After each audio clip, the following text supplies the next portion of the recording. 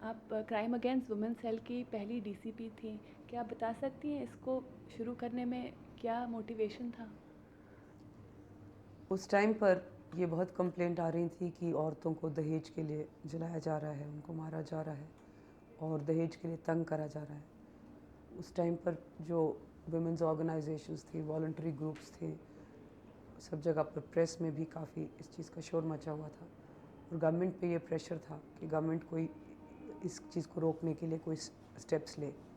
तो गवर्नमेंट ने ऑफिशियल तौर पर क्राइम अगेंस्ट वुमेन सेल शुरू करने के लिए सोचा। तो दिल्ली पुलिस में पहले टाइम शुरू किया गया और उसकी मैं सबसे पहली डिप्टी कमिश्नर थी।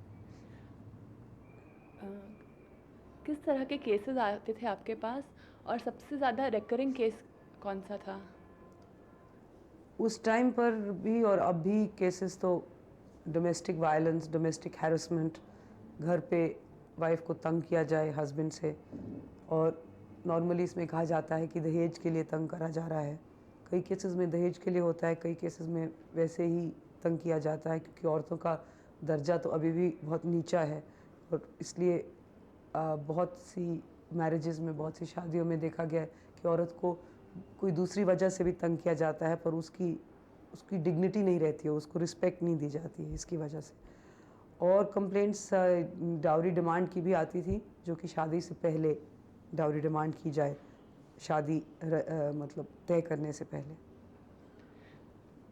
अ, जो ये डोमेस्टिक वायलेंस के केसेस हैं उसमें किस तरह का पनिशमेंट मिलता है? मतलब एवरेज सेंटेंस क्या है? देखिए, डोमेस्टिक वायलेंस के लिए अगर कोई फिज़िकल वायलेंस या कोई हार्म डैमेज किया जाए फॉर हैरेसमेंट फॉर डाउरी, तो एक 498 ए इंडियन पीनल कोड का सेक्शन है जिसमें कि सज़ा हो सकती है और उसमें 2 साल की सज़ा हो सकती है। पर आमतौर पे जो हमारे पास लेडीज़ आके कंप्लेन करती हैं, वो इस सेक्शन में ये नहीं आमतौर पे ये नहीं चाहती कि उनके हस्बैंड के ऊपर ये सेक्शन लगाया जाए या केस चालू किया जाए। वो चाहती हैं कि उसको समझाया जाए और वो उनको मारना पीटना या जो भी जिस तरह का बिहेवियर उनको पसंद नहीं है वो ना करे। तो क्या हस्बैंड समझ जाते हैं? अब ये सेल्स का यही काम है कि जब कोई कंप्लेंट आती है उनके पास तो वो दोनों को बुलाते हैं, हस्बैंड और वाइफ को, और अगर और भी कोई फैमिली मेम्बर्स हों जैसे इन लॉज़ वगैरह, उन सबको बुलाया जाता है और फिर उनकी सबकी स्टेटमेंट्स रिकॉर्ड की जाती हैं और उनको काउंसलिंग की जाती है। देखा जाता है कि जो कंप्लेनेंट है, लेडी है, उसको क्या चाहिए और उसके इंटरेस्ट में क्या होगा, और उसके मुताबिक कई केसेस में तो अगर ठीक से सेटलमेंट हो जाता है, हस्बैंड समझ जाते हैं तो ठीक है, नहीं तो फिर केस रजिस्टर किया जाता है। बहुत सारी लेडीज़ ऐसी भी होती होंगी जो चाहती होंगी कि हस्बैंड को पनिशमेंट मिले या फिर इतना हैरेसमेंट फेस कर रही होंगी कि वो चाहती होंगी कि कुछ किया जाए, तो फिर उसमें क्या हस्बैंड को पनिशमेंट मिलता है या फिर उसको कुछ प्रोटेक्शन मिलता है उस औरत को? देखिए, 498 ए का अगर केस रजिस्टर किया जाए, उसमें इन्वेस्टिगेशन की जाए, उसको बाद में कोर्ट में चला जाता है और कोर्ट में सज़ा होती है। उसमें ऑफ कोर्स हर एक केस की तरह उनको एविडेंस देना पड़ता है, प्रूफ करना पड़ता है कि ये बात जो ये कह रही है सच है। जहाँ तक की प्रोटेक्शन है औरत को, वो तो जब हस्बैंड को ही पनिश कर कर दिया या उसको हटा दिया वहाँ से, तो उसकी ऑटोमेटिक प्रोटेक्शन हो जाती है। नहीं तो सिविल लॉ में भी इस तरह की एक चीज़ें हैं जिसमें कि औरत कोर्ट से जाके ऑर्डर ला सकती है जिससे कि आदमी उसके नज़दीक नहीं आए, या उसमें मतलब उसको इंजंक्शन मिल जाता है कि आदमी उसके नज़दीक नहीं आएगा, ताकि उस वजह से भी वो तंग नहीं होगी। लॉ में तो है एक चीज़, लेकिन प्रैक्टिकली अगर देखा जाए तो बहुत बार होता है कि इन स्पाइट इन सब चीज़ों के फिर भी उसको हैरेस होती है किसी ना किसी तरह से। तो उसमें कुछ करते हैं आप लोग उन केसेस में?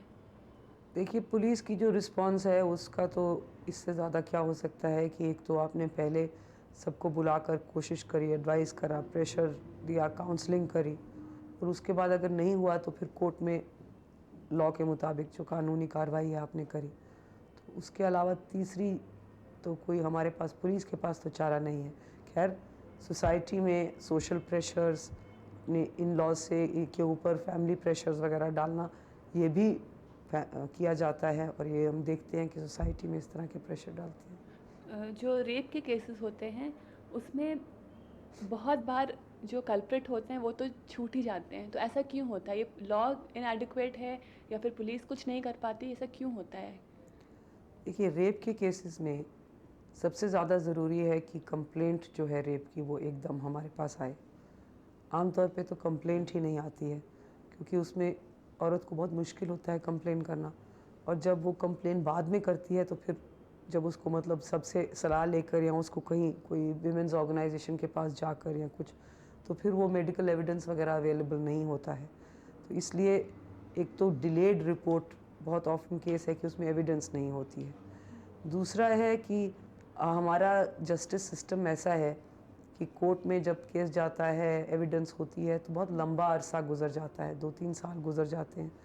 और इसमें हमने देखा है कि विटनेसेस क्या, वो खुद भी जो कंप्लेनेंट औरत होती है, वो खुद भी 3-4 साल या 2-3 साल अपने उस पर दृढ़ नहीं रहती है। वो चाहती है कि 2-3 साल में बात ख़त्म हो, क्योंकि फिर उसकी कहीं और कोई रिलेशनशिप हो या कोई शादी हो या कुछ हो।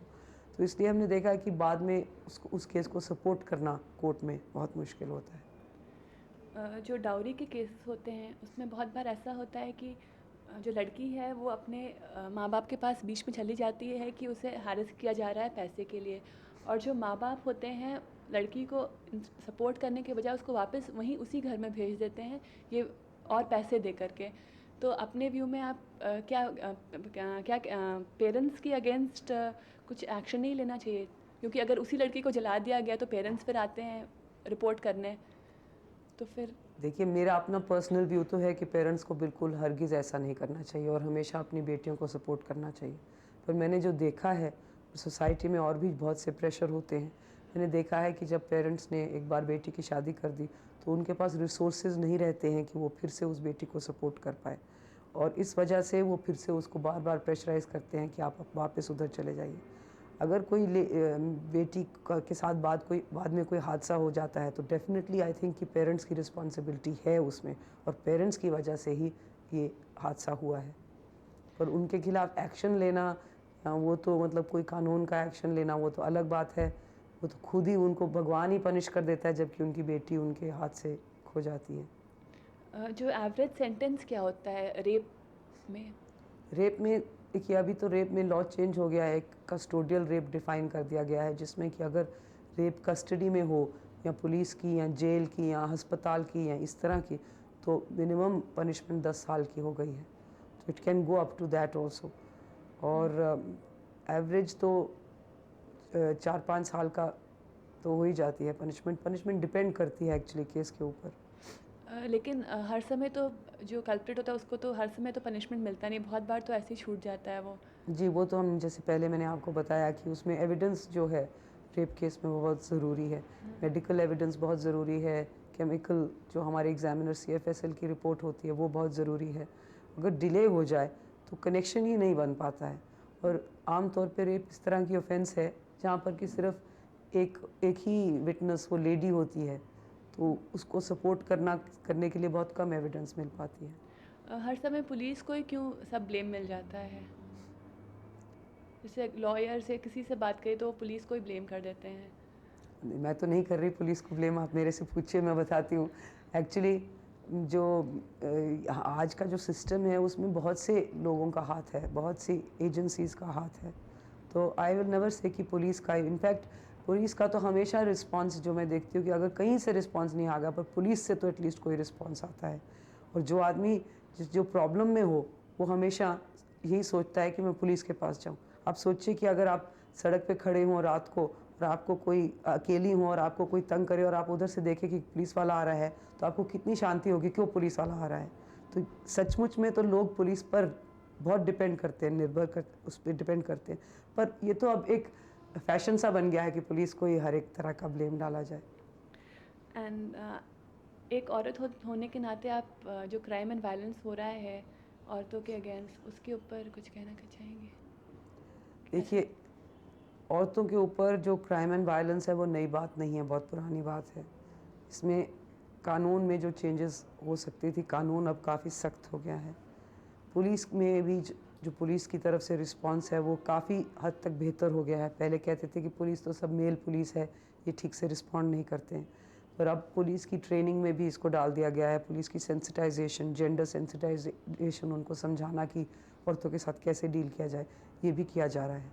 अब जो चीज़ की ज़रूरत है वो है कि औरतों में अवेयरनेस हो, उनको पता हो कि हमारे ये हक हैं, और फिर उनमें सेल्फ कॉन्फिडेंस हो कि हम जब तक अपने आप जाके कंप्लेन नहीं करेंगे या अपने आप ये स्टेप्स नहीं लेंगे तो आगे इससे ज़्यादा बाहर से हमको मदद कम मिल सकती है। नहीं, इसमें आपने पर्सनल व्यू पूछा था ना मैडम का, तो this is general view of police ma'am. She wants a particular as a woman. ये आपका पर्सनल व्यू जानना चाहते हैं। नहीं, मेरा तो पर्सनल व्यू यही है कि भाई we must have confidence, we must be able to,